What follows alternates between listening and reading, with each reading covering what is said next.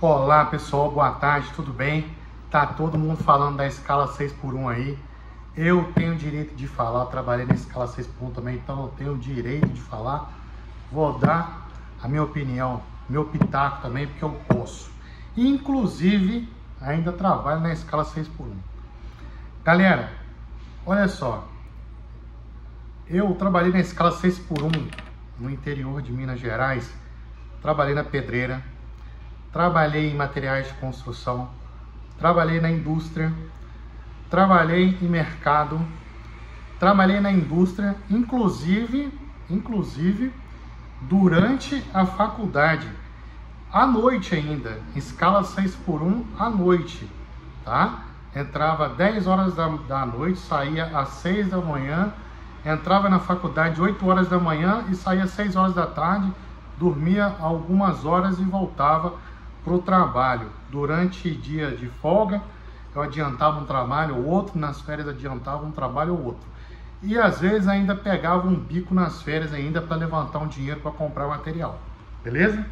Ok, é só para contar para vocês um pouco da minha experiência, que eu já trabalhei em escala 6x1, então eu sei como é, antes que apareçam pessoas dizendo que eu não sei como é. Eu sei muito bem, já trabalhei em mercado 6x1, trabalhei no domingo, estudando para cursinho pré-vestibular, tá? Trabalhei no telemarketing também, trabalhei em locais de pedreira, que é um trabalho duríssimo, tá?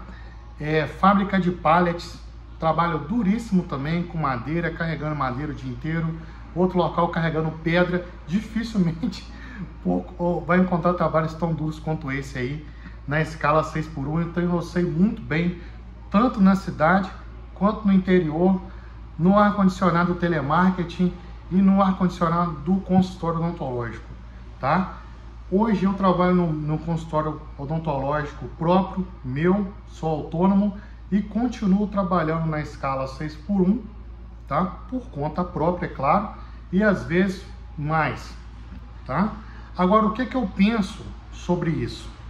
Se eu falar que é legal, entendeu? Eu tô sendo um babaca, tô sendo um idiota de falar que a pessoa trabalhar demais é bom, tá? Eu sei que é ruim, ok?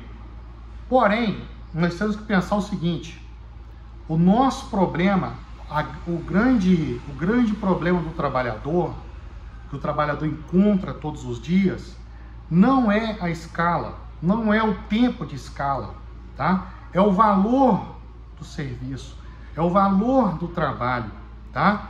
Então, o problema que nós estamos enfrentando hoje é uma desvalorização da nossa moeda, que todos os dias perde o valor em função da inflação, entendeu? Nós temos um governo de anos já altamente inflacionário, com muitos gastos públicos. Todos esses governos que passaram, todos eles foram muito inflacionários, que gastam muito dinheiro, criando uma inflação altíssima, desvalorizando a moeda, tá?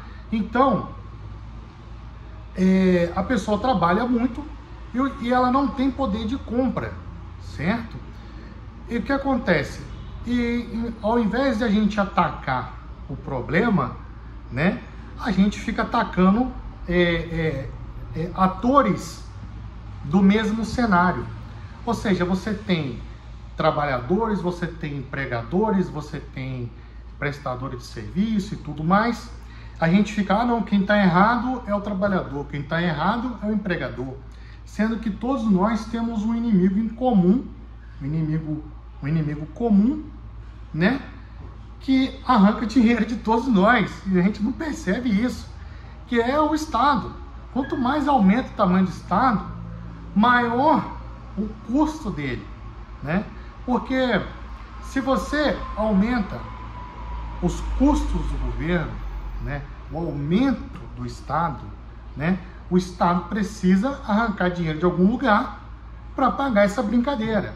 E quando a conta não fecha, né, você cria uma dívida, né? E quanto maior essa dívida do Estado, maior a inflação, menos valor da moeda, menos o salário, menor fica o seu salário.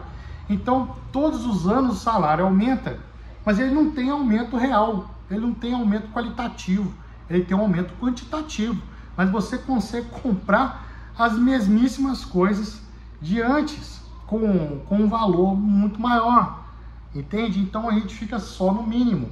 Então, o ideal para todos nós seria a gente buscar uma valorização do trabalho através de uma valorização da moeda, né? Só que isso é uma discussão um pouco mais profunda, entendeu? Que poucas pessoas têm dificuldade, muitas pessoas têm dificuldade de aceitar essa realidade, aceitar que o governo pode ser um inimigo, o governo pode atrapalhar. A gente tem uma imagem muito canonizada do Estado, do governo, que o governo protege, que o governo é protecionista, que o governo protege os nossos direitos, que é o governo que faz isso, que é o governo que faz aquilo, mas o governo também ele pode ser o nosso inimigo, tá?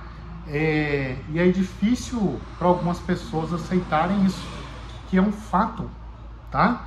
Então, vamos sugerir aí que vai acontecer com a jornada. Você vai reduzir um dia da jornada, o governo vai dar uma canetada para resolver um problema social, tá? Sem levar em consideração os custos disso. Por quê? Os governantes, quem faz parte do Estado, eles são funcionários públicos, que são pagos com o dinheiro da União, com o dinheiro dos estados, dos municípios, tá? Só que o Estado, ele não gera essa renda, tá? Ele não gera renda para poder pagar os seus funcionários, né? Essa renda é gerada de quem presta serviço, de quem vende produto, entendeu? Então, o que acontece? O funcionário, o empregador, na hora de equacionar os seus gastos, o que ele vai fazer? Principalmente as grandes empresas.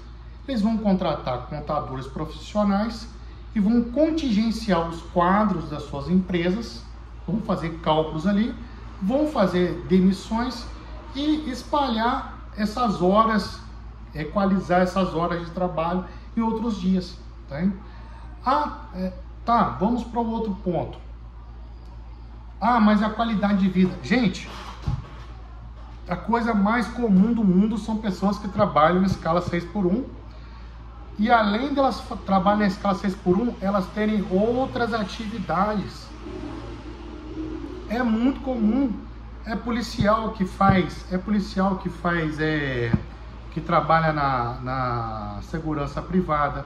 É segurança privado que faz serviço, que presta outro serviço, tá? É pessoa que trabalha na indústria e no comércio. Pessoa que trabalha no comércio e presta o serviço. Então as pessoas às vezes têm 2 ou 3 ocupações, tá?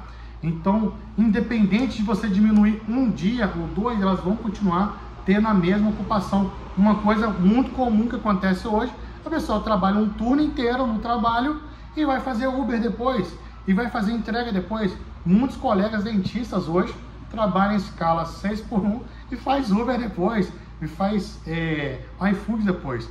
Isso mostra que o problema não é a escala, o problema é a grana, é o cash, é o dinheiro, entendeu? Então o trabalhador está se sentindo desvalorizado, tá? Então, ou seja, como o dinheiro, como a nossa moeda, ela não está ganhando valor com o tempo, certo? Automaticamente você está trabalhando a mesma quantidade de tempo e sendo pago com uma moeda que está perdendo valor.